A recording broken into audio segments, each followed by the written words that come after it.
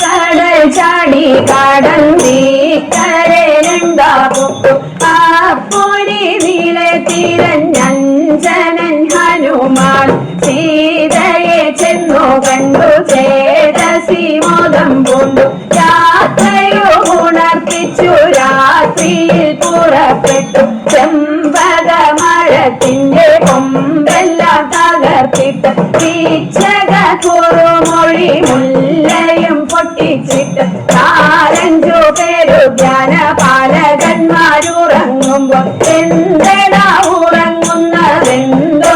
ജന്തുവിധം ബാലത കാണാറുന്നു നാലഞ്ചു മാറുനീളം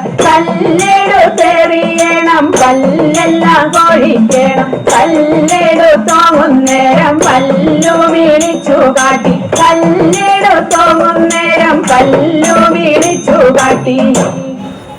ചാടി ഹനുമാരാവണന്റെ മതിലിന്റെ ഇരുന്നു ഹനുമാരാവണനോടൊപ്പവും പറഞ്ഞു